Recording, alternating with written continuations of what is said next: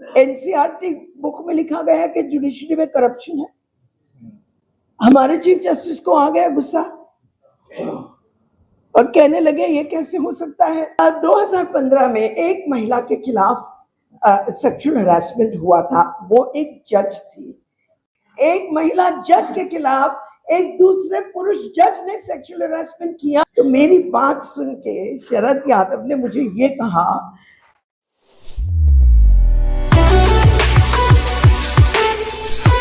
किया और मैंने मयंक को बोला नहीं, ये नहीं, बात सही नहीं है, तुम हमारे खिलाफ भेदभाव कर रहे हो, हमें पहले बोलने दो। तो तब ये मौका मिला हम दोनों को बोलने के लिए। तो यहाँ भी मुझे संघर्ष करना पड़ता है आपके खिलाफ। ये इस तरह की डिस्क्रिमिनेशन हमारे महिलाओं के खिलाफ भी मिलती है, लेकिन फिर भी मैं बोलूंगी यहाँ पे मेजॉरिटी हमारी नहीं है, महिलाओं की मेजॉरिटी नहीं है पैनल पे, लेकिन हमारी आवाज आपकी आवाज से ज्यादा बुलंद है। इसलिए सिर्फ 2-4 बातें आपसे कहने के लिए बहुत है, लेकिन समय कम है, इसीलिए थोड़ा सा मैं शरद यादव के बारे में एक छोटी सी बात याद आ गई, वही महिला के साथ ही जुड़ी हुई है, इसलिए मैं आपको बताना चाहूंगी। 2015 में एक महिला के खिलाफ सेक्सुअल हरासमेंट हुआ था, वो एक जज थी। उसने चीफ जस्टिस को कंप्लेंट दे दी और राष्ट्रपति को भी कंप्लेंट दी। उसके बाद 3 जजों की कमेटी बैठी, उसमें एक डीवाई चंद्रचूड़ भी थे, वो कमेटी के हेड थे, और उन्होंने अपनी रिपोर्ट दे दी, कह दिया कि हमें तो कोई सबूत नहीं मिला सेक्सुअल हरासमेंट का। उस समय मैं बहुत निराश हो गई, क्योंकि मैं इस महिला को कोर्ट में रिप्रेजेंट करती थी। सोचती रही अब क्या हो सकता है, अब क्या हो सकता है। इतने में मिस्टर केटीएस तुलसी ने कहा, मैं अपने ही मकान पे एक मीटिंग बुलाना चाहता हूँ, वहां पे आपको जो बोलना है बोलो। उस मीटिंग में शरद यादव भी आए थे और मैंने अपनी बात सामने रख दी कि ऐसी ऐसी बात हो रही है महिलाओं के खिलाफ, वो भी जज के खिलाफ। एक महिला जज के खिलाफ एक दूसरे पुरुष जज ने सेक्सुअल हरासमेंट किया। मैंने सोचा अब न्याय के घर में अगर इतना अन्याय हो रहा है तो मेरे वकील बनने का फायदा क्या, इसलिए उदास हो गई थी मैं। तो मेरी बात सुन के शरद यादव ने मुझे ये कहा कि मैडम आपने जो मुद्दा उठाया है वो जैसे महात्मा गांधी ने एक चिम्मट नमक का इशू उठाया था, वो इसी तरह का इशू है। ये पूरे देश में ये बात फैलनी चाहिए। और उसके बाद उन्होंने इम्पीचमेंट मोशन पे अपना पहला सिग्नेचर डाला कि इस जज को इम्पीच करना चाहिए। तो ये भी जो मुद्दा है जो आप लोगों ने उठाया है, जो कोर्ट में एक्सीडेंटली उठ गया, वो भी एक चिम्मट नमक की तरह है, ये भी उसी तरह फैलेगा और फैल रहा है, हम देख रहे हैं आंखों के सामने। लेकिन ये एक अजीब बात है कि ये केस 2019 से चल रहा है कोर्ट में, किसी ने कुछ नहीं सोचा कि गलत हो रहा है, कुछ गलत हो रहा है। इसी चीफ जस्टिस के नजराने में ये 2026 का रेगुलेशन आया है। उन्होंने मॉनिटर किया केस को, कितने साल हो गए, बार बार हम कोर्ट में जाते थे, हमने कहा इसमें ये गलती है, वो गलती है, इसको ये सुधारो, वो सुधारो, और आखिर में यूजीसी का ये 2026 रेगुलेशन आ गया। उस समय तो हम काफी खुश थे, हमने सोचा चीफ जस्टिस का अपना ही फैसला है कि आप रेगुलेशन लाओ, वो तो कभी इस रेगुलेशन को रद्द नहीं करेगा, हमने ऐसे सोचा था। हम जब कोर्ट में गए बहुत चर्चा हुई, मेरे साथ, मैं अकेली नहीं हूं, मेरे साथ बहुत दलित वकील हैं जो मेरे साथ काम कर रहे हैं इस केस पे। उनका 2-4 नाम मैं आपके सामने बता दूंगी। एक है दिशा बाडेकर जो खुद एक पारडी समाज की वकील है, और निहाल सिंह राठौर जिन्होंने पायल तडवी का केस किया है, वो खुद नोमैडिक ट्राइब से, फॉर्मर क्रिमिनल ट्राइब्स से आ रहे हैं और वो भी वकील है। उन सबका योगदान है इस केस में, मैं अकेली नहीं हूं, बताना चाहती हूँ आपको। अब जब ये पिटिशन हमारे सामने आया तो मैंने उनको बोला आप फिक्र मत करो, इसी कोर्ट ने तो ये फैसला दिया है ना लेकिन जब चीफ जस्टिस ने अपना दिल खोल के बात की, उन्होंने जो आपने बताया है यहाँ के, उन्होंने क्या कहा, यही कहा कि इस देश में जातिवादी तो है ही नहीं, तो इस तरह का कानून क्यों लाए आप, यूजीसी को बोला। मैं सुन के चुप हो गई, हैरान हो गई। मैंने सोचा मैं इस आदमी को कैसे समझाऊं कि इस देश में जातवादी है। और एक छोटा सा किस्सा जो मेरे साथ हुआ था कोर्ट के अंदर, मैं आपको बताना चाहूंगी। हमारा जो लेडीज का बार रूम है, वहां पे एक पानी का डिस्पेंसर है, और मैं तो अपना पानी, अपना काम अपने आप करती हूँ, मैं किसी को कहती नहीं हूँ कि मुझे पानी का एक ग्लास दो। लेकिन वहां पे जितनी भी महिलाएं बैठी हैं, वो ऑर्डर करती हैं, एक गिलास पानी दे दो। इस तरह से बातें चलती हैं हमारे सुप्रीम कोर्ट बार एसोसिएशन में। उस दिन मेरी तबीयत कुछ ठीक नहीं थी, मैंने उस महिला को बोला, आप प्लीज मुझे एक गिलास पानी दे दो। उसका जवाब क्या था? उसका जवाब था, मैडम आप कैसे मेरे से एक गिलास पानी मांग रही हो? इस एसोसिएशन के कमरे में मेरे हाथ से कोई पानी पीता नहीं है। मैं चुप हो गई, उस समय मैं चुप हो गई। मैं क्या कर सकती हूँ? ना उस महिला को मैं कुछ सुकून दे सकती हूँ, ना मैं उसको किसी को जाके शिकायत कर सकती हूँ।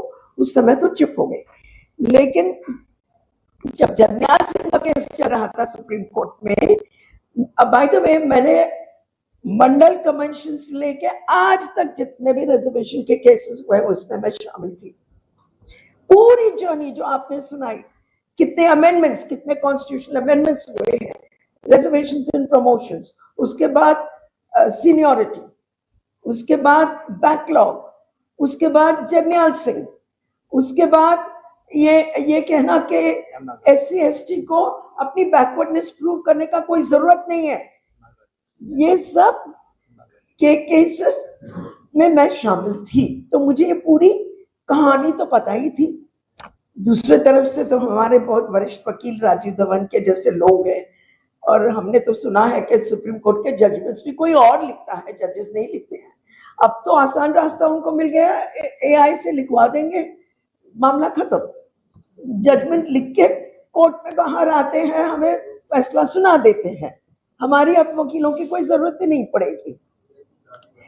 तो जब चीफ जस्टिस ने ये बात कही, ये मैंने जरनैल सिंह जब का केस जब चल रहा था, मैंने कोर्ट को बताया, आप क्या मुझे क्रीमी लेयर के बारे में बता रहे हो? क्रीमी लेयर क्या चीज होती है, मैं आपको बता रही हूँ। आपके इस छत के नीचे कास्टिज्म चल रही है, क्या आप करोगे इसके बारे में? तो ये सब कहने की बातें हैं। ये बहुत सारे लोगों ने बताया है कि ये क्या रवैया चल रहा है, ये पॉलिटिकल गेम क्या है, आप जानते हो, हम जानते हैं। आपने बताया अंगूठा का सवाल है, अंगूठे का सवाल ही है ये जो चल रहा है, कोर्ट के अंदर चल रहा है, कोर्ट के बाहर चल रहा है। एक बात मैं आपको बताना चाहूंगी कि ये जो यूजीसी के रेगुलेशंस हैं, वो आईआईटीज और आईआईएम्स को लागू नहीं होते हैं, और वहां पे जो सुसाइड रेट है बहुत हाई है, और उसमें जो एससी एसटी के नंबर्स हैं वो बाकी लोगों से ज्यादा है।